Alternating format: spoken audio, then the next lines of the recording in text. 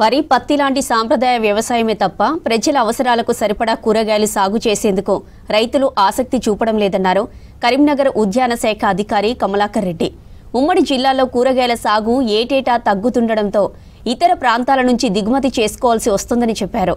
కూరగాయల సాగును ప్రోత్సహించేందుకు పథకాలుంటాయంటున్న కరీంనగర్ ఉద్యాన శాఖ అధికారి కమలాకర్ రెడ్డితో వెంకటేష్ ఫేస్ టు ఫేస్.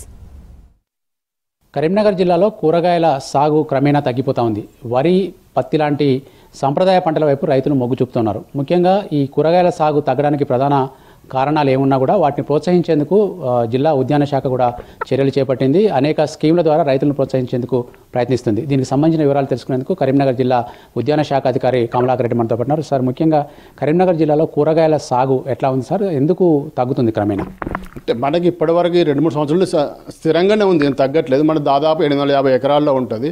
ఇప్పటి వరకు మనం ఈ వానాకాలం వరకు 650 ఎకరాల్లో మనం సోయింగ్ చేసాము. సమ్మర్లో 200 ఎకరాలు వస్తుంది. మొత్తం 850 ఎకరాలు ఉంటుంది. గత 3 సంవత్సరాల నుంచి ఇదే స్టాండర్డ్గా ఉంది, తగ్గట్లేదు.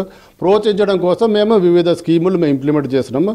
అది అంటే ఉద్యాన మిషన్ MIDH స్కీమ్ ద్వారా మనం ఇప్పుడు ఈ కరీంనగర్ జిల్లాలో రైతులను ప్రోత్సహించడం కోసం 4-5 రకాల స్కీములు ఇస్తున్నాము.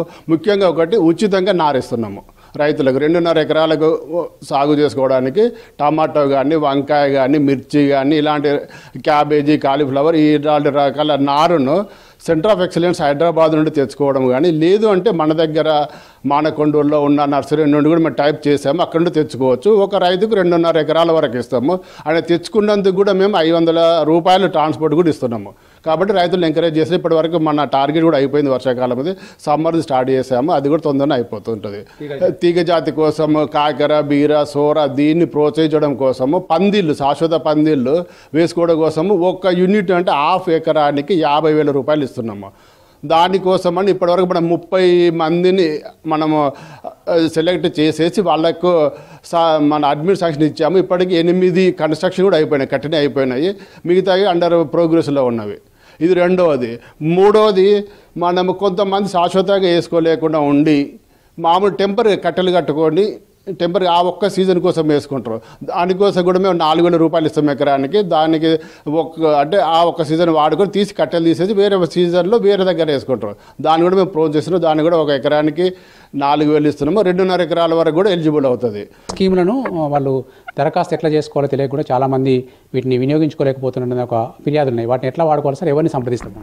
అంటే ఈ స్కీములు వినియోగించుకోవాలంటే మేము పేపర్ అడ్వర్టైజ్మెంట్ ఇస్తున్నాము. లేదంటే మా హార్టికల్చర్ వాళ్ళు 4 మెంబర్స్ ఉన్నారు. 4 మంది అంటే ఒకరు హుజురాబాద్లో ఉన్నారు, రెండో వాళ్ళు మానకొండలో ఉన్నారు, మూడో వాళ్ళు చొప్పదంలో ఉన్నారు, 4 కరీంనగర్లో ఉన్నారు. లేదు మీ దగ్గర ఉన్న అగ్రికల్చర్ ఆఫీసర్ మాతో మాట్లాడి ఇవ్వచ్చు, లేదంటే మాకు కరీంనగర్ ఆఫీస్ కూడా తెచ్చి ఇవ్వచ్చు.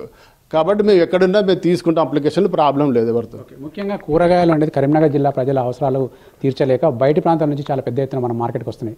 ఇక్కడి అవసరాలు తీర్చే విధంగా ఇక్కడే కొన్ని క్రాప్ కాలనీస్ ఏర్పాటు చేస్తామని ప్రతిపాదన కూడా గతంలో ఉండేవి. అవి ఎట్లా ఇంప్లిమెంట్ చేయబోతున్నారు? ముఖ్యంగా కోతుల బిడద అనేది ఒక కారణం అయినప్పటికీ కూడా వాటి నుంచి కూడా రక్షించుకుంటూ పంటలు పండించే అవకాశం ఏమైనా ఉందా? ఉందండి, కానీ మన రైతులు ముందుకు రావట్లేదు. ముందు కోసం ఖాళీగా చేయగలము, చేస్తాము కూడా, కానీ ముందు కొత్త ఫార్మర్స్ రావట్లేదు. ఉన్న ఫార్మర్సే ఉంటున్నారు, కొత్త వాళ్ళు ముందుకు రావట్లేదు. ముందుకు వస్తే మేము చేస్తుందండి.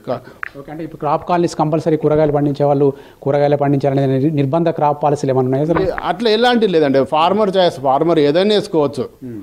కాబట్టి దానికి నిర్బంధంగా మనం ఇదే పండించాలని ఏమి లేదు. క్రాప్ కాలనీస్ అంటే ఇప్పుడు ఎక్కువ ఏం చేస్తారు, హైదరాబాద్ సరౌండింగ్స్ జిల్లాలోనే చేస్తున్నారు. కంపల్సరీ చేసి కొంతమంది సెలెక్షన్ చేసేసి ఎక్కువ ప్రోత్సాహాలు ఇచ్చి హైదరాబాద్ సరౌండింగ్స్ వాళ్ళని చేస్తున్నారు. దూరపు జిల్లాల్లో ఇంకా చేయట్లేదు.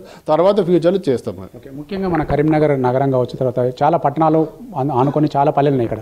అంతమంది ఇప్పుడు ఉదాహరణకు గోపాల్పూర్ లాంటి గ్రామాల్లో చాలా కాలంగా కూరగాయలు, ఆకుకూరలు పండించే ప్రాక్టీస్ వాళ్ళకు ఉంది. అట్లాంటి వాళ్ళు కూడా ఈ పంటలకు దూరమై పోయే ప్రమాదం ఉంది. ముఖ్యంగా గతంలో గ్రీన్ హౌస్ లాంటివి, మనకు పాలీ హౌస్ లాంటివి కూడా ఇచ్చేవాళ్ళు. ఆ స్కీమ్స్ ఎంతవరకు ఉన్నాయి సార్? పాలీ హౌస్ మన వాతావరణానికి పెద్ద అనుకూలం కాదండి. అది అందులో కానీ ఓపెన్లోనే బాగా వస్తుంది. మనకు పాలీ హౌస్లు వేసేది అంటే ఎగ్జోటిక్, అంటే మా వేరే దేశాల్లో పండే పంటలను పండించడం కోసం ఇక్కడ అది మనకు అవసరం లేదు. కాబట్టి మన దగ్గర సక్సెస్ కాలేదు పాలీ హౌస్లు. అంటే కోతల బెడద నుంచి కొంత అయినా కాపాడాలి, అది చేయదు, కోతలు కాపాడలేదు. అంటే ముఖ్యంగా ఇప్పుడు ఈ ఉన్న సాగు విస్తీర్ణాన్ని పెంచడానికి ఏమైనా ప్రణాళికలు రూపొందించారు సార్? ఇప్పుడు దానికోసం పెంచడం కోసమనే ప్రయత్నం చేస్తున్నాము. కొత్త స్కీములు పెట్టాము, పబ్లిసిటీ చేస్తున్నాము. అంటే కొత్త వాళ్ళు రావట్లేదు ఎక్కువ మంది. కొంచెం మంది 10% ఈసారి వచ్చారు, పెద్ద ఎక్కువ రావట్లేదు. ఓకే, రైతులు ఏమంటారంటే మాకు తగిన ప్రోత్సాహం ఇచ్చి తర్వాత రెగ్యులర్గా ఈ డ్రిప్ ఇరిగేషన్ లాంటివి కానీ స్ప్రింక్లర్లు కానీ మల్చింగ్ కానీ మంచి బెనిఫిట్స్ కానీ సబ్సిడీ కానీ తొందరగా ఇస్తే మేము చేయడానికి సిద్ధంగా ఉన్నామని కూడా వాళ్ళు చెప్తా ఉన్నారు. లేదండి, మేము సబ్సిడీ ఇమీడియట్గా వాళ్ళు మాది ఏంటంటే ఇంతకుముందు మనం మెటీరియల్ ఇచ్చేవాళ్ళము, ఇప్పుడు ఫార్మరే కొనుక్కొని తెచ్చుకొని వేసుకొని బిల్లు సబ్మిట్ చేస్తే మేము ట్రెజరీ సబ్మిట్ చేస్తాము. ఇమీడియట్గా 1 month లోపే మాకు ఇప్పటివరకు ఈ సంవత్సరం మేము ఇంప్లిమెంట్ చేసిన అన్ని స్కీమ్స్ డబ్బులు వచ్చేసినాయి రైతులకు. కాబట్టి డబ్బుల ప్రాబ్లం లేదు. ఎందుకంటే మీరు చెప్పినట్టుగా వరి పత్తి లాంటివి చాలా ఈజీ పంటల వైపు రైతులు మళ్ళుతూ ఉన్నారు. ఇది కొంత కష్టంతో కూడుకున్న పని కాబట్టి కొంత కష్టానికి తగిన ఫలితం ఉంటే చేయడానికి సిద్ధంగా ఉంటారు రైతులు. ఆ దిశగా ఏమన్నా సెమినార్స్ కానీ గ్రామాల్లో అవగాహన సదస్సులు కానీ పెట్టే అవకాశం ఉంది? ఆల్రెడీ పెడుతున్నామండి మేము. అంటే ఆయిల్ పామ్తోనే వీటిని పెడుతున్నాము. కంప్లీట్ చేసి దాదాపు ప్రతి మండలానికి 10 వరకు పెట్టాము. ఇప్పటికీ ఇంకా కూడా పెడతాము. ధరల హెచ్చుతగ్గులు కూడా రైతులు కొంత వెనకడుగు వేయడానికి కానవుతుంది. ఎందుకంటే ఎక్కంచెల్లి ఒక్కొక్కసారి టమాటా లాంటి వాటికి ఒక్కసారి ఎక్కువ ధర ఉంటుంది, ఒక్కోసారి పావులకు రూపాయికి కూడా పడిపోయే ప్రమాదం ఉంటుంది. వీటిని ఎట్లా రైతులు అర్థం చేసుకోవాలి? దాన్ని మనం ఏం చేయలేమండి. ఇప్పుడు ఎందుకంటే ఇంతకుముందు అంటే బయట అదే రాష్ట్రంలో రాకపో, ఇప్పుడు ఎక్కడ రేట్ ఎక్కువ ఉందంటే అక్కడ నుండి వాళ్ళు వేరే నుండి మార్నింగ్ వరకు డంప్ చేస్తున్నారు. కాబట్టి మన రైతులు చూసుకొని ఎక్కడ ఎంత వేసారు అంటే పెద్ద ఫార్మర్స్ అయితే అలా చేయగలుగుతారు, మన చిన్న వాళ్ళు అట్లా చేయలేరు. ఎక్కడ మార్కెట్ చూసుకోండి. కాబట్టి అది మనం ఏం చేయలేము. మార్కెట్ ఇప్పుడు మన మార్కెట్ ఉంటారు, వాళ్ళు ఈరోజు ఇక్కడ రేటు పెరిగింది అంటే వాళ్ళు రాయపూర్ నుండో లేదా మదనపల్లి నుండో తెప్పిస్తారు. కూరగాయల సాగు చేస్తే ఈ లాభాలు ఉంటాయి, మీరు కూరగాయల సాగు వైపు రండి అని పిలిపించడానికి ఏం చెప్తారు రైతులకు?